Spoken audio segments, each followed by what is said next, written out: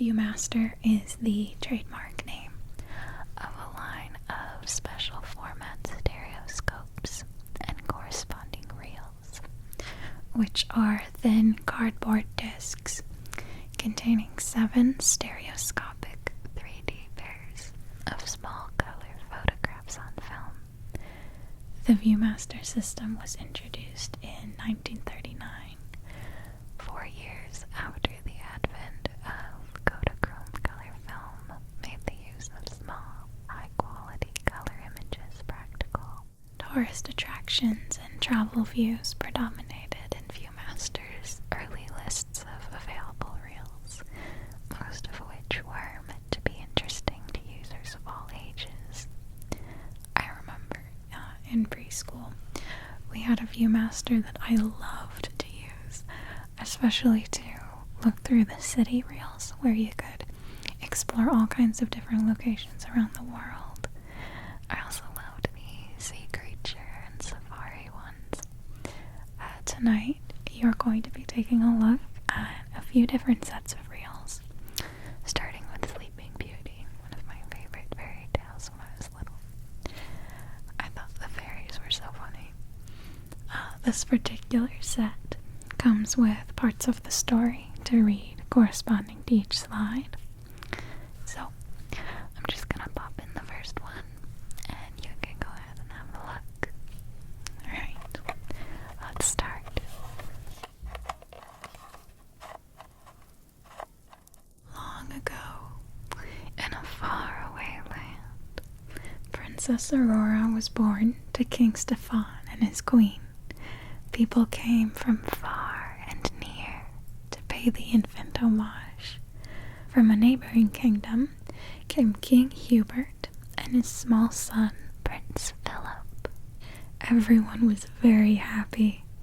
The king called for a celebration, during which he and King Hubert betrothed Princess Aurora and Prince Phillip, according to the custom in those days. The king and queen joyfully watched their subjects take time out from their gaiety and feasting to admire the pretty baby princess. Then suddenly, in the midst of all the festivities, 3 good fairies swooped down in a beam of sunlight. Their names were Flora, Fauna, and Merryweather, and the king gave them a glad welcome.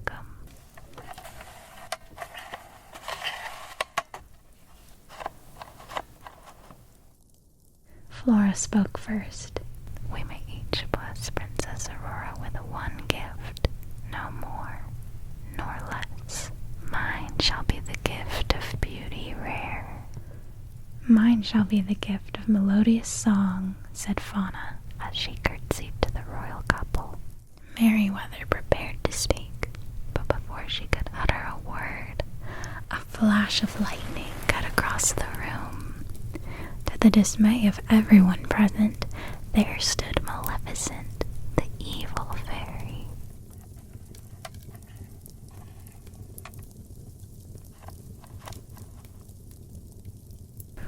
With an evil smile, Maleficent said, I too shall bestow a gift upon the princess. Everyone held their breath in fearful silence. A pin drop could have been heard. Maleficent thrust her chin up, and waving her long arm toward the cradle, she screeched, Before the sun sets upon her 16th birthday, she shall prick her finger on the spindle of a spinning wheel and die. Then with a fiendish laugh, she vanished. The throne room was silent. No one in the castle moved or spoke. The king and queen were devastated. At long last, Merryweather stepped forward and curtsied to the king. She said, I did not bestow my gift, and I will now. If the sweet princess should prick her finger, she shall not die. My gift will bring her gift not. The princess shall only sleep until awakened by the kiss of her true love.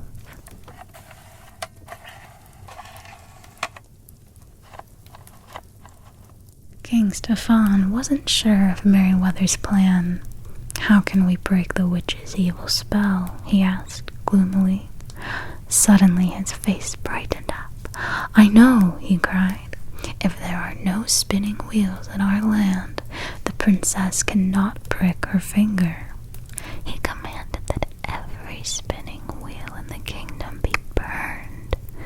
The soldiers went throughout the land, bringing the spinning wheels in, and so a great fire was kindled.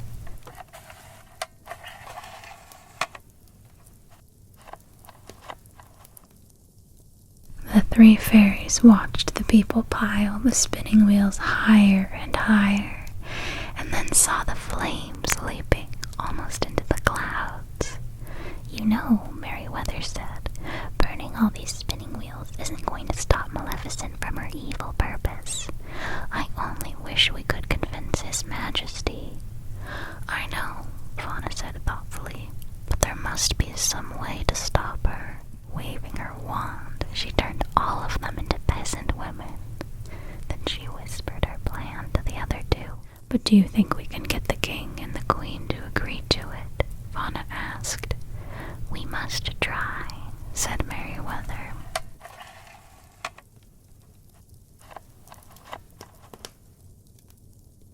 "We will take the princess deep into the forest," Flora explained to the king. "There we will raise her as a foundling child.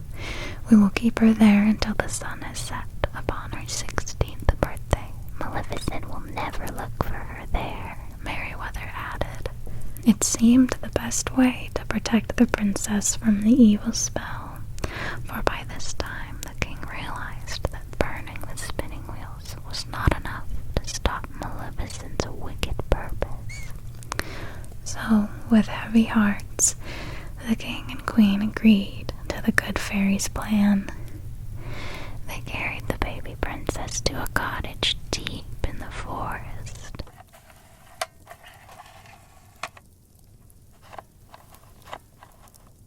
Briar Rose grew up in the forest cottage. Her playmates were the animals and birds of the woods. On the morn of her 16th birthday, Merryweather said, "We'll give her a party. We will surprise her when she returns from her play in the forest," said Fauna. When Briar Rose went into the woods, her friends came skipping, running, and flying to greet her. They all loved her dearly. She often sang in the clear, sweet voice Fauna had bestowed upon her long ago. All the little animals gathered around to listen. Today Briar Rose was feeling lonely and sad, so she sang a little song of loneliness in a voice sweeter than ever.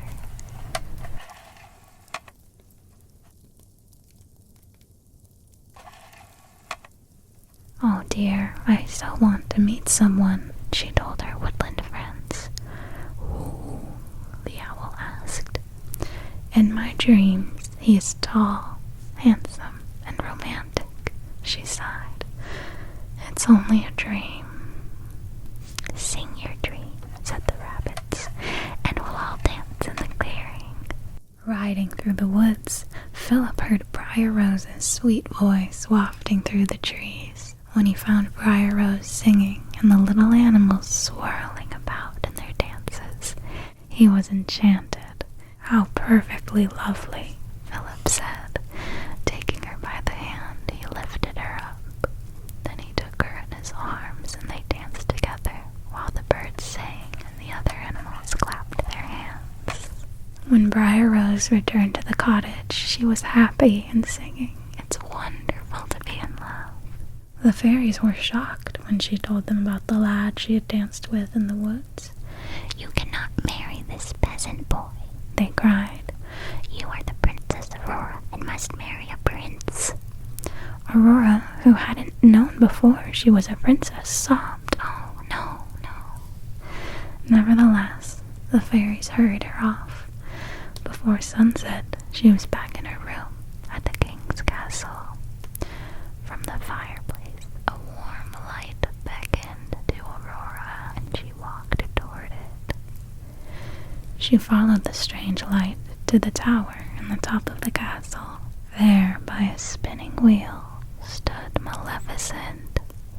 Princess Aurora had never heard of the evil fairy and didn't know who she was.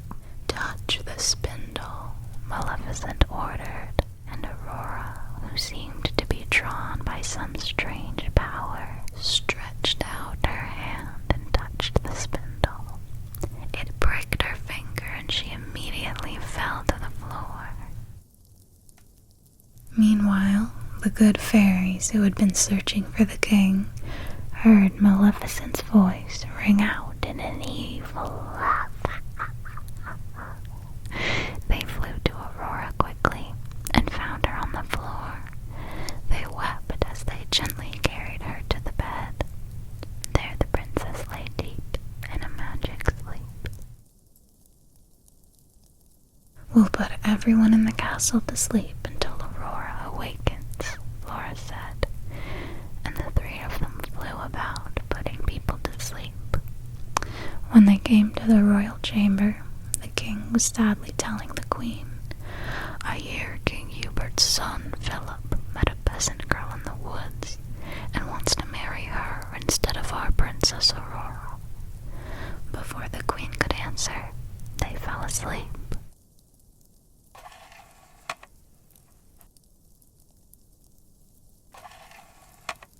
Maleficent, remembering that the kiss of the true love would awaken the princess, had enticed Prince Phillip into her castle and put him into the dungeon.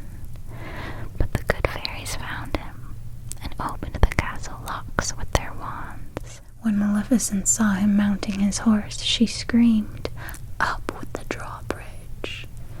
But Prince Philip's horse, Samson, was well trained, and with a mighty leap, he carried his rider safely across. From the dry earth sprang magic thorns, but they twisted and grew. Soon the castle was walled in by a thorny thicket. Slash, slash! Undaunted, Prince Philip swung the sword of truth, cutting a hole in the hedge. Samson leaped through. A fire-breathing dragon reared its head. With a mighty blow of its tail, it flung Prince Philip from his saddle. His sword and shield went clattering from him. The dragon's tongue whipped out and swung its head, ready for the kill. The good fairies who had been watching in wonderment saw how they could help. They swooped down and retrieved Philip's sword and shield. Swish! Zing! The dragon shot his fiery breath at Philip. The prince met and turned back each fiery dart with his shield of virtue. Slash! Grrr! And the dragon lashed forth with his knife-sharp teeth. Philip struck out again and again with his sword of truth. Finally, a fatal thrust, and the sword found its mark. The dragon lay dying at the feet of the prince. Samson was nearby, pawing with impatience to be carrying his rider to victory. Philip leaped into the saddle, and Samson galloped to the sleeping castle. The prince bounded up the stairway that led to the room where the princess lay sleeping. For a moment, he stood staring at her beauty, remembering how they had danced in the forest. Kneeling on trembling knee, he bent over and kissed her. Awakening immediately, Aurora recognized Prince Philip as her true love. She arose, and together they walked arm in arm down the stairway to greet her parents and all of the others of the sleeping castle, who were now wide awake and waiting to see the princess. What a happy ending, said the fairies. Alright, so that completes Sleeping Beauty.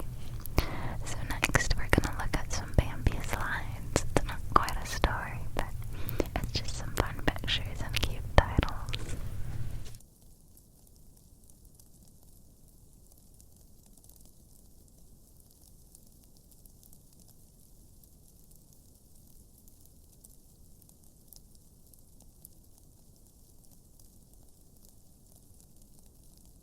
His name is Bambi, Mrs. Toad told all the animals. My, but he's wobbly, said Thumper the rabbit. The opossums and quails said, Good morning, Prince Bambi. Trying to hop like Thumper, he landed on top of the log. A butterfly lit on his tail. Bird, cried Bambi. Flower, Bambi called the skunk, who was very pleased. Hello, Bambi, said Faylene as she kissed him. Winter came, and Bambi walked in a strange white world. The water's frozen, shouted Thumper, sliding on the ice. Crash! Bambi's legs went every which way. Stand still, said Thumper. I'll push. They skidded across the ice and fell into a snowbank. Wake up, Flower, called Bambi. Is it spring yet? Flower asked sleepily. And our last slide is the Republic of South Vietnam, Nations of the World Series. This first one is City Hall in Saigon, built during French rule. Bicycle traffic at Central Market on Loloy Boulevard. Saigon girl in national costume, the Aldai. Funeral hearse in procession is Monolithic House. Bargain hunters in market on bank of Saigon River,